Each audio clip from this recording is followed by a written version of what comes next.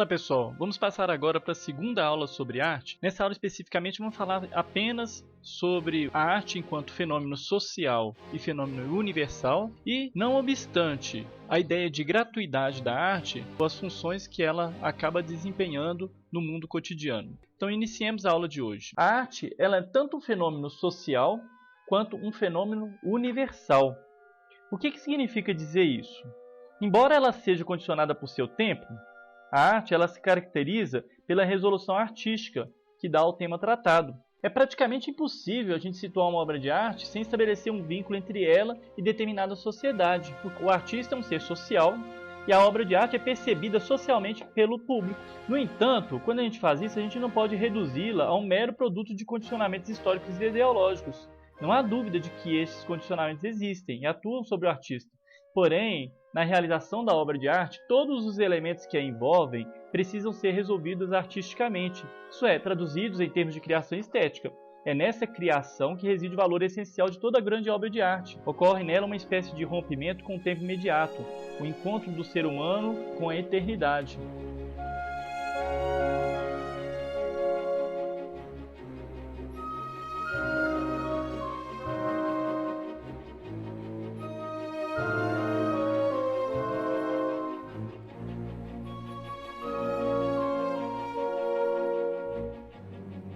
Dependendo do propósito e do tipo de interesse com que alguém se aproxima de uma obra de arte, a gente pode distinguir três funções principais para a arte.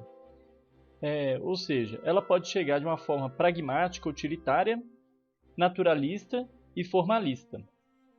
É importante a gente ressaltar que isso nada contradiz aquilo que eu falei sobre a questão da gratuidade da arte.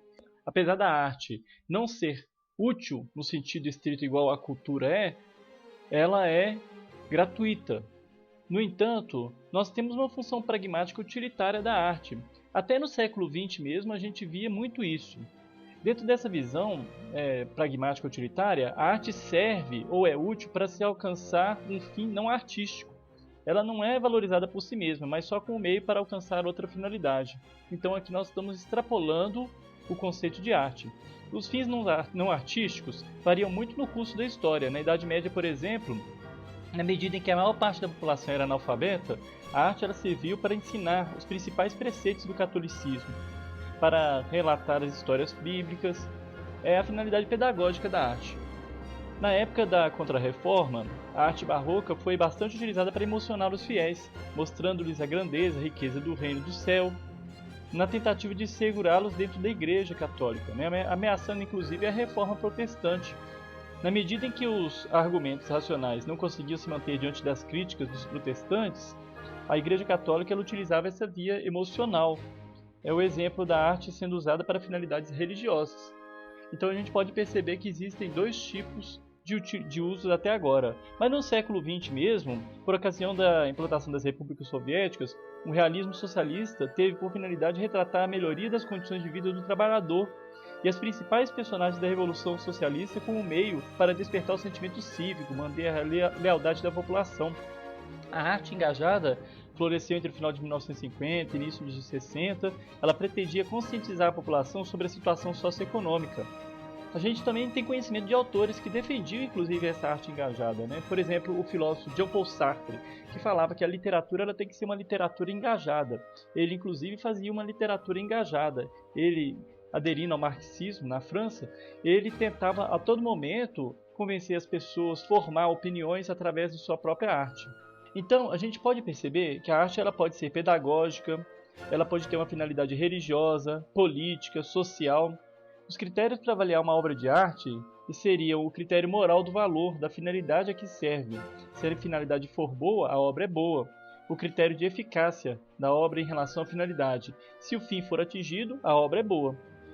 Esses critérios são exteriores à obra, que não é encarada do ponto de vista estético. Outra função da obra de arte que a gente pode ressaltar é a função naturalista. A função naturalista ela se refere ao interesse pelo conteúdo da obra, ou seja, pelo que ela retrata em detrimento de sua forma ou aparência. A obra ela é encarada como um espelho que reflete a realidade e nos remete diretamente a ela. Em outras palavras, a obra tem a função referencial de nos enviar para fora do mundo artístico, para o mundo dos objetos retratados. Por isso, uma escultura de Dom Pedro I, por exemplo, serviria nessa perspectiva para nos remeter ao homem, ao político, ao que ele representou num determinado momento histórico. Deixaríamos em segundo plano a leitura da escultura propriamente dita, os valores como qualidade técnica, especificidade, criatividade, pois o nosso interesse ele estaria voltado para esse assunto, né, Dom Pedro I. Isso acontece, por exemplo, nas obras deixadas no museu. Essa atitude em relação à arte surge bastante cedo. Ela aparece na Grécia, nos séculos V a.C., nas esculturas e pinturas que imitam ou copiam a realidade. Essa tendência ela caracterizou a arte ocidental até meados do século XIX, quando surgiu a fotografia. A partir de então, a função da arte, especialmente da pintura, teve que ser repensada e houve uma ruptura com o naturalismo. Os critérios de avaliação de uma obra de arte, do ponto de vista da função naturalista, são: primeiro, a correção da representação, que permite a identificação do assunto; a inteireza, ou seja, o assunto deve ser representado por inteiro; e o vigor, que confere poder de persuasão, se a situação representada for imaginária. Também temos o interesse formalista. Como o próprio nome indica, ela se preocupa com a forma da apresentação da obra. A forma ela contribui decisivamente para o significado da obra de arte. Portanto, é o único dos interesses que se ocupa da arte como tal, por motivos que não são estranhos ao âmbito artístico. Desse ponto de vista, nós buscamos em cada obra os princípios que regem sua organização interna, elementos que entraram em sua composição, as relações entre eles, não importa o tipo de obra analisada, se é pictórica, escultórica, arquitetônica, musical, teatral, cinematográfica, todas comportam uma estruturação interna de signos selecionados com base em um código específico. Há nessa função uma valorização da experiência estética como um momento em que, pela percepção e pela intuição, nós temos uma consciência intensificada do mundo. O critério pelo qual uma obra de arte será avaliada na perspectiva formalista é a sua capacidade de sustentar a contemplação estética de um público cuja sensibilidade seja educada e madura. Isso é, que conheça vários códigos e esteja disponível para encontrar na própria obra suas regras de organização. Lógico que essa abordagem feita pela Maria Lúcia de Arruda Aranha, no livro Filosofando, é apenas para fins didáticos, porque a gente não pode separar as funções da arte. Na verdade, elas podem se apresentar até juntas. Às vezes, para que uma obra tenha a finalidade pedagógica, ela precisa ter a função naturalista, por exemplo. Outras vezes, a função estética se sobrepõe às outras. Por essas razões, é o modo como nos aproximamos de qualquer obra de arte que vai determinar sua função naquele momento.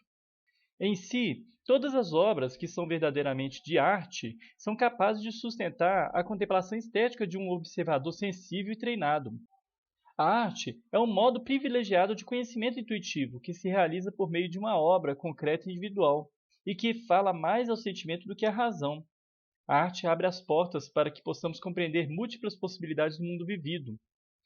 Ela altera o modo como nós vemos a realidade ao mostrar os outros mundos possíveis.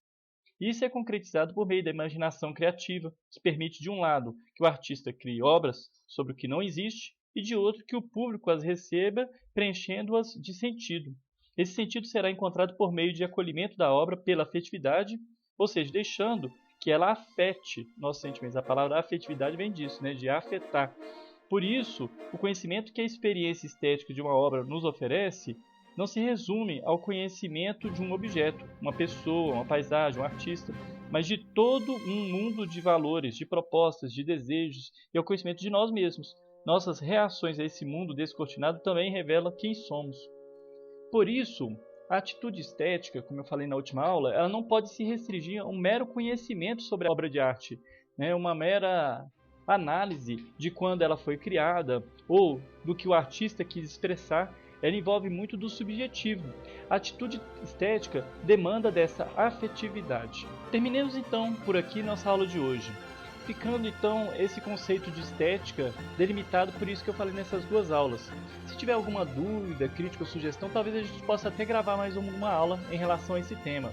A ideia é só pincelar mesmo o conceito de estética, porque é difícil a gente circunscrever uma temática sobre esse tema que é tão amplo. É importante que a gente perceba que a arte é exatamente isso, essa atribuição de significados ao mundo e que nos distingue dos animais, inclusive. A arte é a contemplação, é o prazer do espírito que penetra na natureza e descobre que ela também tem uma alma. É a missão mais sublime do homem, pois é o exercício do pensamento porque busca compreender o universo e fazer com que os outros o compreendam.